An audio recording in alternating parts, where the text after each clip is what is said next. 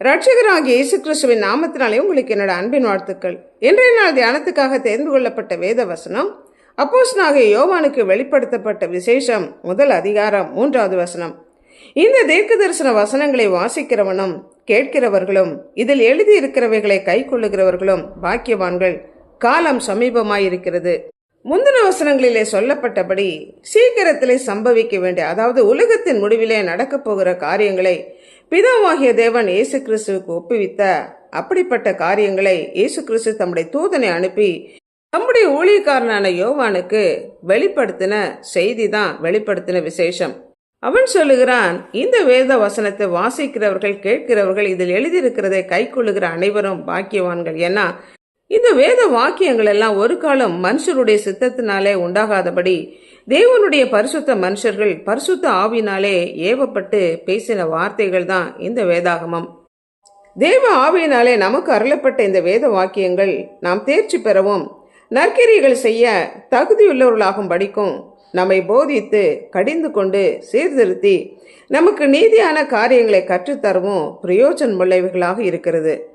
அதனாலதான் மோசேயோட மரணத்துக்கு பிற்பாடு யோசுவா என்ன செய்வது என்று அவன் தடுமாறின வேளையில தேவனாகிய கர்த்தர், நீ பலம் கொண்டு திடமனதாயிரு, நான் மோசையோடு இருந்தது போல உன்னோடு இருப்பேன் என்று சொல்லி இந்த நியாயப்பிரமாண புஸ்தகம் உன் வாயை விட்டு பிரியாதிருப்பதாக, இதில் எழுதியிருக்கிறவைகளின் படியெல்லாம் செய்ய நீ கவனமாயிரு, இரவும் பகல அதை தியானித்து கொண்டிரு, அப்பொழுது நீ உன் வழியை வாய்க்க பண்ணுவாய், புத்திமானாயும் நடந்து கொள்வாய் என்று தேவன் அவனுக்கு ஆலோசனை கூறினார்.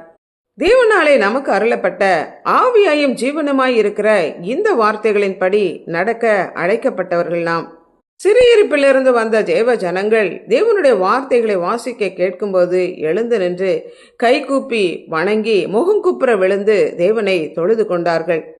பல ஆண்டுகளாக தேவனை தேடாதபடி இருந்த ஜனங்கள் யோசியா ராஜா வந்தபோது தேவனுடைய ஆலயத்தை சுத்திகரிக்க சொன்னபோது நியாயப்பிரமாண புஸ்தகத்தை தேடி கண்டுபிடித்தார்கள். அதை வாசிக்க கேட்டபொழுது அதனுடைய வார்த்தைகளுக்கெல்லாம் செவி கொடுக்காதபடி இருந்து விட்டோமே என்று அவன் மனம் வருந்தி அவனுடைய இருதயம் இளகி தேவனுக்கு முன்பாக தன்னை தாழ்த்தி தன் வஸ்திரங்களை கிழித்து கொண்டு பணிந்து தேவனை தொழுது கொண்டான். நம்முடைய வஸ்திரங்களை அல்ல, இருதயங்களை கிழித்து தேவனிடத்தில் மனம் திரும்ப வேண்டியவர்கள்.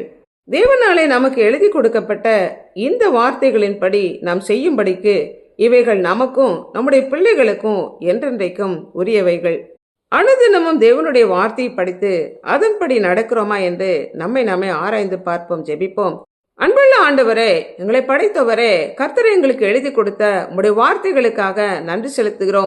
அநேகருடைய மொழிகளில இந்த வேதாகமம் மொழிபெயர்க்கப்படல, ஆனால் கிருபையாய் எங்களுடைய மொழியில, இந்திய தேச மொழிகளிலேயே முதல்ல தமிழ் மொழியில இந்த வேதாகமத்தை எங்களுக்கு கர்த்தர் மொழிபெயர்த்து கொடுத்திருக்கிற தயவிற்காக நன்றி செலுத்துகிறோம். ஆவியாயும் ஜீவனமாய் இருக்கிற உம்முடைய வார்த்தைகளுக்காக நன்றி. இந்த வேத வசனங்களை வாசித்து இரவும் பகலும் அதை தியானித்து அதன்படி செய்யவும் இந்த வேதத்தின் கொடுக்கப்பட்டுள்ள காரியங்கள் எல்லாம் எங்கள் பிள்ளைகளுக்கும் பிள்ளைகளின் பிள்ளைகளுக்கும் கற்றுத்தருவோம். அதன்படி நடக்கவும் எங்களை அர்ப்பணித்து ஜெபிக்கிறோம். இயேசு கிறிஸ்துவின் நாமத்தினால் ஜெபிக்கிறோம் பிதாவே, ஆமென்.